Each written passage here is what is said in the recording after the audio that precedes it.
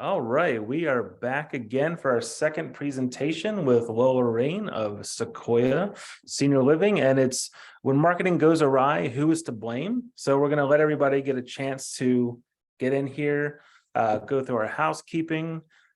So anyway, as before, we have the chat button in the bottom. If you want to ask a question, if you're having trouble, if you want to chat with each other, you can do that in that box. If you have a question for Lola about her presentation, put that in the Q&A and we'll see that and we'll ask it at the end so we don't interrupt.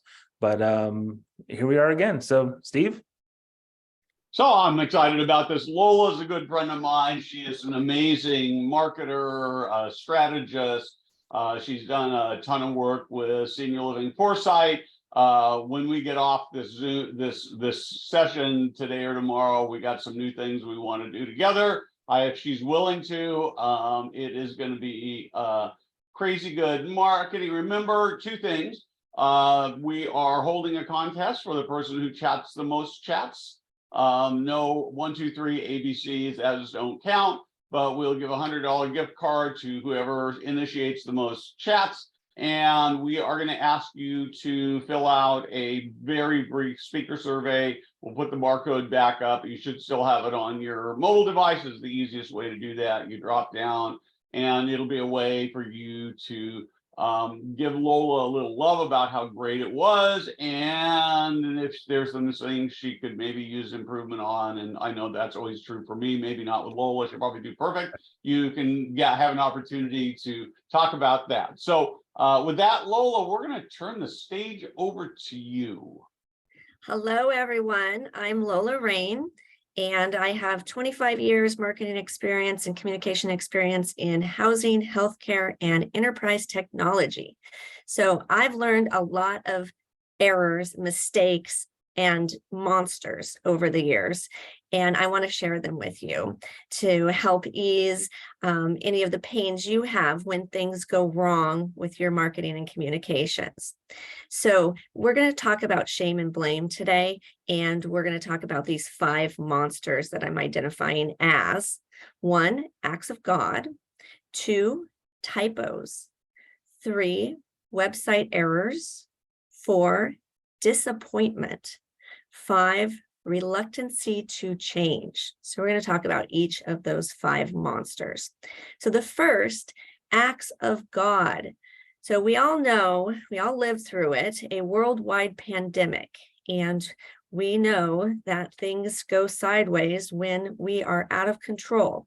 And when we don't have control over something, this is something we can absolutely internalize, right? Let's talk about different types of these things that we don't have control over. Weather. I'm in San Francisco today. It is a beautiful day, but a week ago it was raining. There was floods all over. It was awful. We don't have control of the weather. What are some things that you can put in chat that you can think that you don't have control over? So go ahead and share. Another thing I can think of, supply chain issues. So supply chain issues, we don't have control over supply chain issues of other organizations and vendors. We don't have control over price increases of vendors. We don't have control over the US Post Office or FedEx. You know, these are all things that are outside of what we are able to control. And sometimes we look at these mistakes that happen and we go, what could I have done better? We try to take responsibility. So I'm going to share a story with you. Last year in the spring, there was a huge snowstorm in the Midwest that caused all transportation and deliveries to slow down and stop. And I had a postcard mailing that was printed and it was sitting on a dock somewhere and it couldn't get to the US Post Office. And it sat there, and the postcard was an invitation going to 6,000 people for an event. In fact, it was a luau that we were doing in Marin. And that postcard kept sitting there, and I'm like, it's not going to get there in time. And it finally left the transportation was able to take it to the post office, and then it sat there at the post office. So unfortunately, that mailing didn't arrive in mailboxes until the day of the actual event. I was just beside myself. What could I have done different in order to make this successful? Could I have done the postcard earlier? I'm trying to take responsibility for a snowstorm, a stop in transportation, and this problem. And sometimes we just have to look at it and go, did I have any control over this issue? And just allow ourselves to let it happen, right? Because if you fight it and you're blaming yourself for something that you have no control over, it is the worst feeling in the world. You wake up in the middle of the night, you're stressed out, it impacts your work life, your home life. Everything can go wrong if you try to take control over something that you have absolutely no control of. So, here's a great one. Michael says, client decisions. We have no control over client decisions. True. A salesperson might say, oh, if I just did it a little bit different, if I just proved the value of it, right? And so taking that responsibility, when in reality, the client may have said, oh, we're not going to do it because my CEO says he's going to hire his friend, right? That's a potential there. Residents passing away faster than budgeted. Absolutely. This is something that in our industry, we have to be ready for. And it's not our fault that all of a sudden we have a bigger inventory than we thought we were going to have, right? These are definitely things that we have no control over, but we have to figure out how we are going to deal with them because we're still responsible for our jobs. So let's talk about what we can do if we are internalizing these things we have no control over. Self-care, right? What can you do? Can you get up and go for a walk? When things were going wrong for me with that postcard mailing that I just explained, there were other things happening at the same time. I had ordered 500 flyers to deliver to 6 different locations for an event. And the supplier said, oh, we don't have the paper. And, here are 2 things in 1 week I had no control over. Then at the same time, I was doing a at-home project remodeling some bathrooms and a patio. And those contractors were telling me, we don't have this product. It's going to be a lot longer to get this done. And I'm thinking my world is falling apart, right? I'm internalizing everything. And, at what point do I just get up and walk away from the computer, go take a walk, breathe, go to an exercise class? There's all sorts of things that you can do in order to self-care when things are going wrong, right? So think about, first off, ask yourself the question, do I have control over this? What do I have control of? And what can I do to bring down my stress in this situation? So number 2, the second monster is the typo. Oh my gosh, typos. So if you have the courage, tell us in the chat, what is the most embarrassing typo you've ever made, right?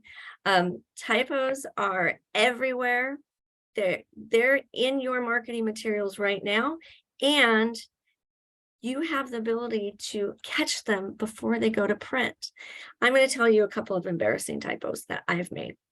So I've made typos in every single type of platform you can imagine, in SMS, in email marketing, on a postcard.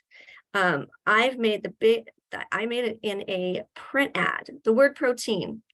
I before E, except after C, except in the word protein. I swap the I and the E in protein.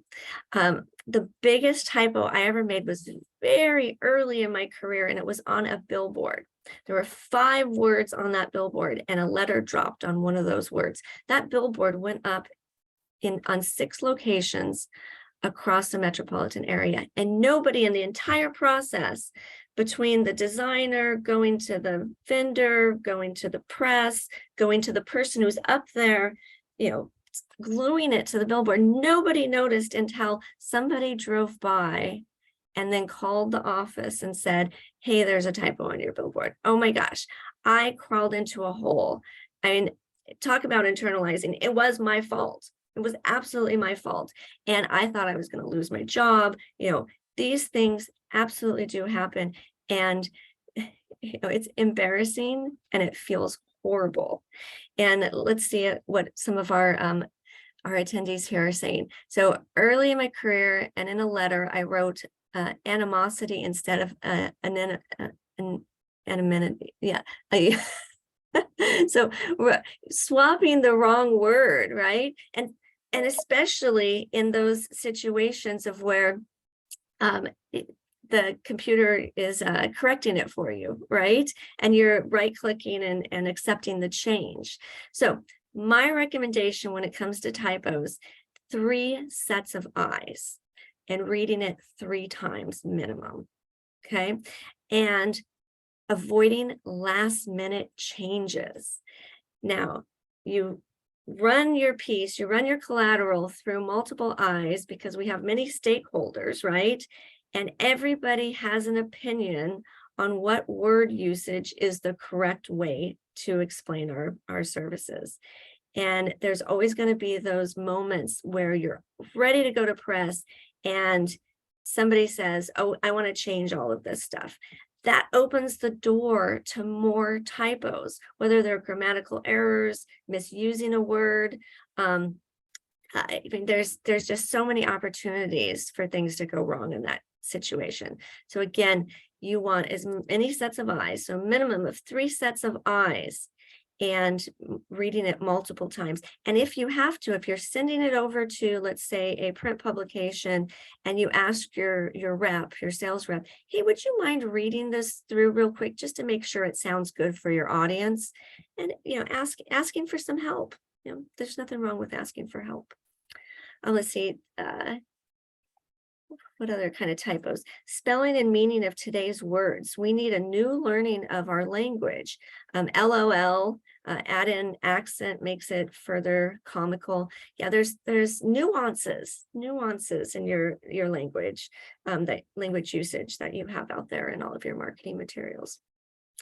All right, so that was number 2, typos. Number 3, website errors. I promise you there's something wrong with your website right now today. It could be that staff has changed and you have somebody who's left the company listed on your website. Maybe a phone number is incorrect. Hyperlinks change all the time. There could be hyperlinks that are not working on your site. 404 errors. Make sure you have a fantastic 404 error page, something that can either be heartfelt or humorous, because there's going to be 404 errors. And making sure on that page that you're driving the person back to a home page or some other landing page that they can go to so that they're not abandoning your site, right? My two favorite errors on websites that I find constantly are meta descriptions and page titles. So you've gone in, you've cloned a page on your website, and in cloning that page, you forgot to change the description or the page title. So now if Google indexes that page and pulls it up in search, the description of that page has nothing to do with the actual information that's on that page. So watch out for meta descriptions. They are one of our biggest nightmares out there. So what do? How do you make sure your site is up to date and accurate? Audit it on a regular basis. Set aside, put on your calendar an hour a month to go through and randomly click on hyperlinks and check pages and make sure things are working, especially your forms. If it's a sales form, has the salesperson changed? Do you need to go update it on the back end? That is so important that the form go to a person who can answer the lead, right? And so evaluate all your forms, making sure that they're going to the right place and that you have a backup plan if for some reason that the email doesn't get through to the correct person is super important. So who is in charge of quality control on your website? That's a great question. Is it your web vendor, your developer and your web partner? Is it the marketing assistant, the marketing director? I like what Dave said, audit, audit, audit, audit. So I'm asking the question to the audience, who do you think is responsible for the quality control on your website? So go ahead and put it up there. Site improve is a good tool for catching typos, errors, etc. Thanks for that recommendation. Oh, Joy says everyone is responsible. Michael says me. Michael, I hope that not everything falls on your shoulders. It's good to have others helping you. The buck stops with the leader. Oh, Dave, that's a good one. Steve, you're saying Rebecca's in charge there. Yes, everyone, head of marketing is ultimately responsible. Yes. So head of marketing, if we have head of marketings on our call today, make sure that somebody is responsible. You know, that hour a month is very little time to audit the site. So maybe you're meeting weekly with your web team and asking the web team, are you auditing the site? You know, knowing who is actually looking at it is important as well. Okay. All right, next, number 4, disappointment. Disappointment's a huge monster because we easily get disappointed in people. Those people could be team members, they could be vendors. You know, maybe something was delivered that was less than desirable. Maybe a teammate missed a deadline. So disappointment happens all the time. And how do we manage our disappointment? But more importantly, how do we react to the person who disappointed us, right? It's easy to get frustrated. It's easy to raise your voice or say something sarcastic or not, say nothing at all. What happens if somebody makes a huge error and you say nothing, right? That's a big problem right there, because again, ultimately the department head is in charge of the quality. And if we're stepping in and compensating for other people and not bringing it to their attention, that's a problem. So what I want to say and really encourage you when it comes to people making errors, people are human.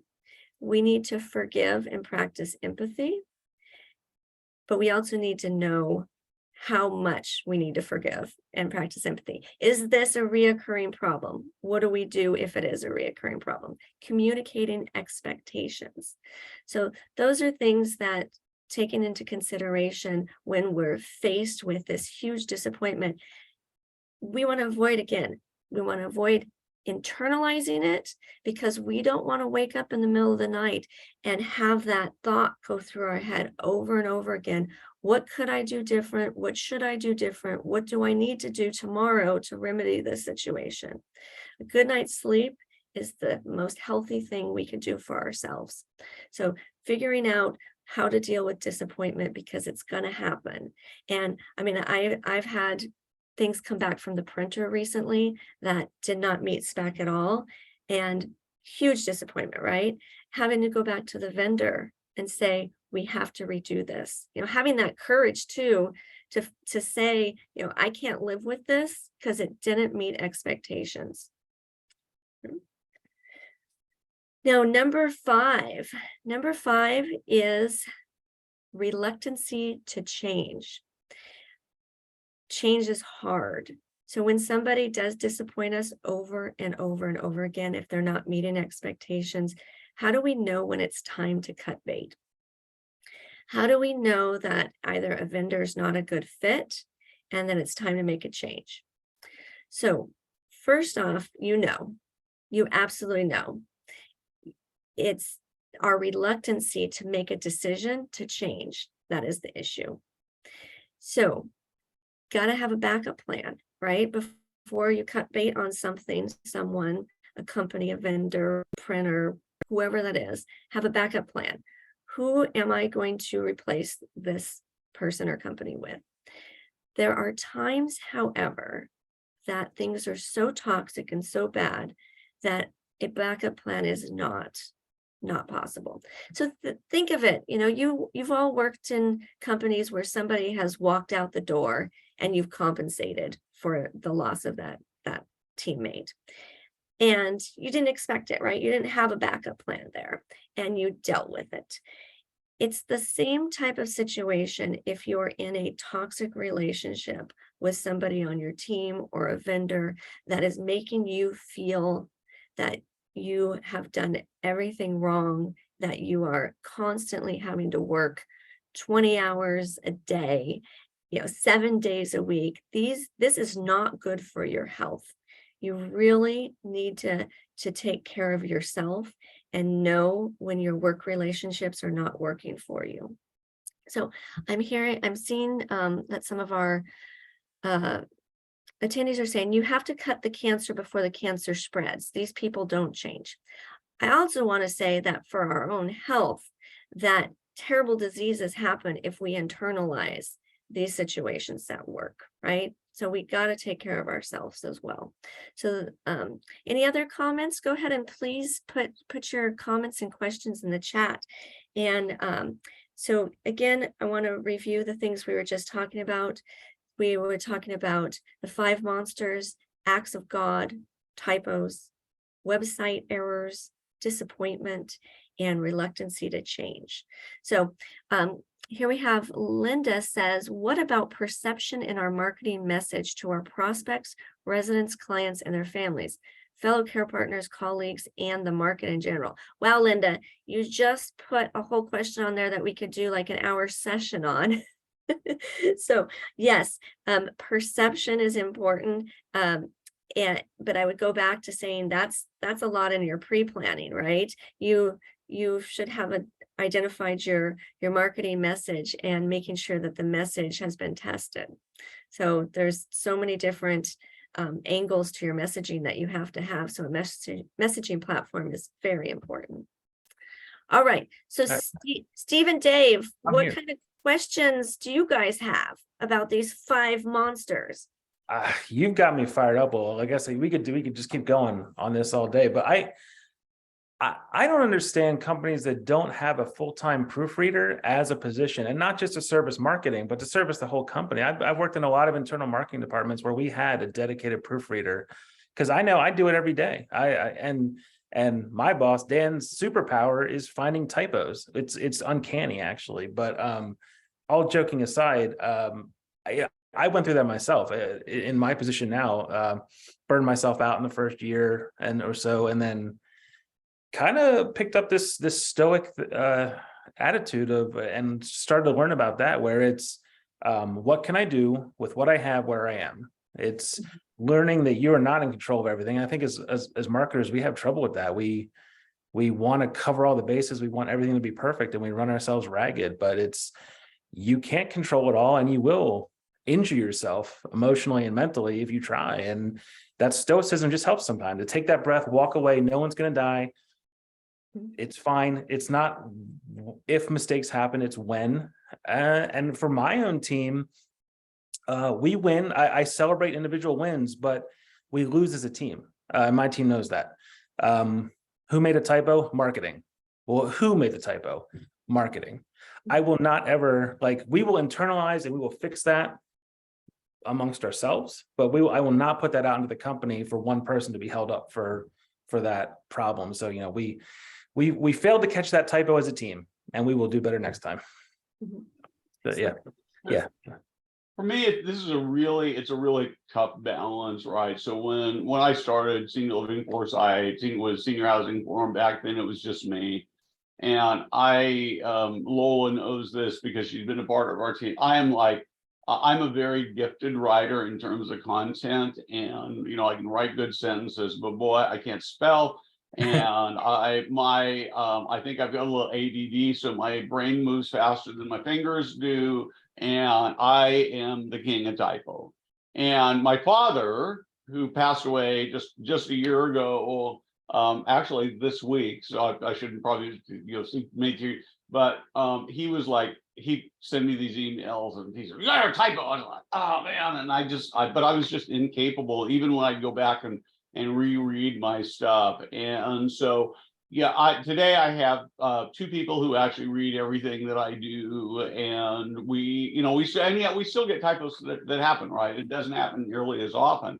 But the flip side of that is, and this is where it becomes really, really tough, is you don't want to become complacent where you say, well, everybody makes a mistake, so it doesn't matter, because you also want to say, you know, we don't want to just be complacent about it. We really want to put out our best story. And I'm trying to think, maybe one of you guys will remember who it is, but somebody, I think it was a fast food restaurant, put out a big ad campaign that had a big, huge typo in it.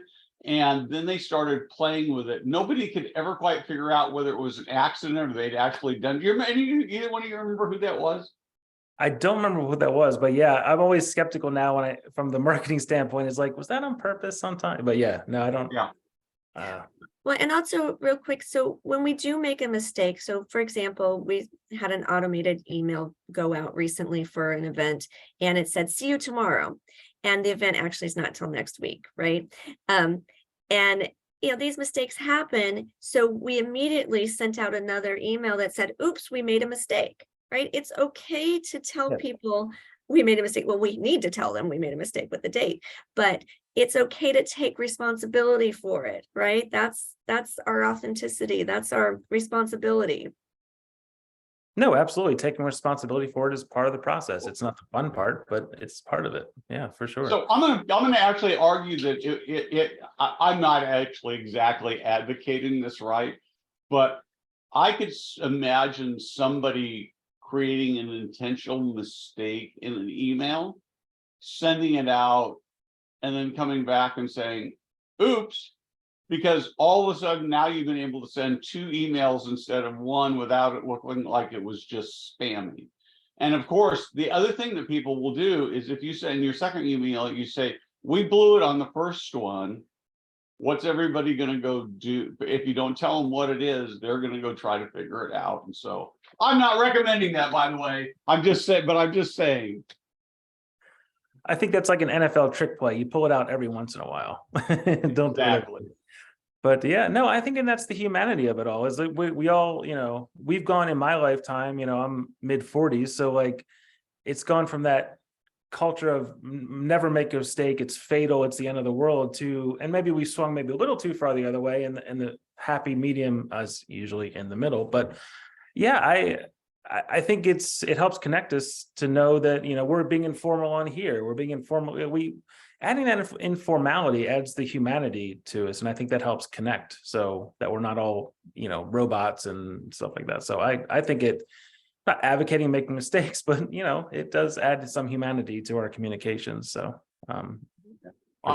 I think that humanity, one of the things is as you guys know, and most of the audience likely knows, is we love video, and we like very spontaneous video. So you know, there is a place for highly produced video, but we're not crazy about it. And we actually find that when we do stuff that's really highly produced, often it doesn't get the views and interaction.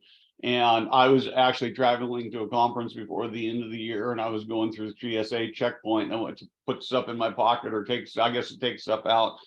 And I had this big, huge ink stain on my shirt because I'd stuck I put a pin in my pocket before it was dark at home heading to the airport, and it didn't have the cap on it. And I just, you know, I felt stupid, and I'm walking through there, and it's a nice business shirt, which I know, you know, $50, $60, $70 shirt that I know is now ruined, and I'm getting ready to get on an airplane. And of course, I took a picture of it. And this is a really important lesson, and immediately posted up on LinkedIn, and it got thousands and thousands of views and comments, because the truth of the matter is there's not a one of us on the stage here, there's not a one of us who's watching who hasn't done something really embarrassing and stupid. And so sometimes I would even argue that it's good to highlight your mistakes. I don't know, what do you think, Lola? Yes, I mean, I can think of lots of things I've spilled on myself and ruined clothes over the years. But yeah, taking responsibility for your mistakes, because that was another conversation that we had recently about when you're blaming other people. It's too easy sometimes to say, oh, it's the executive director's fault, it's the CEO's fault. But we got to know, when do we take responsibility? And we really shouldn't be pointing fingers, because again, the team mentality, it's all of us together. Yeah, and Marianne, you're absolutely right. It demonstrates humility, and that does build trust. There's no question that that's true. So, All right, well, we got about 5 minutes to our next presentation, so time to wrap up. and Thank- don't forget, don't forget, Yep, don't yep. forget, don't forget. There's Yep. the barcode if you need it. You probably already have it up on your app, but you're going to see this after every speaker. talk.ac/senior living. It'll take you about 30 seconds to do this, 40 seconds, and it will be just tremendously helpful to everybody. So the one thing I would note is that if you're watching a recording of this, because there will be people who are doing this, I don't actually know whether this is going to work or not afterwards. I should have figured that out. So maybe not. It'll be an adventure for you. Sure, and you know, but yeah, but to that point, these are all being recorded. So if you couldn't join us live today, or if you want to watch it back again, everything was going to be on the same website, and you can access it there. So in about 4 minutes, we're going to have Evan from Rubric. So join us for that. That's understanding the hidden market in your website. So fun stuff with him. So join us in about 4 minutes with Evan from Rubric, and we'll see you then. Thank you so much, Lola. Thanks, Lola. Bye. All right, bye, everybody.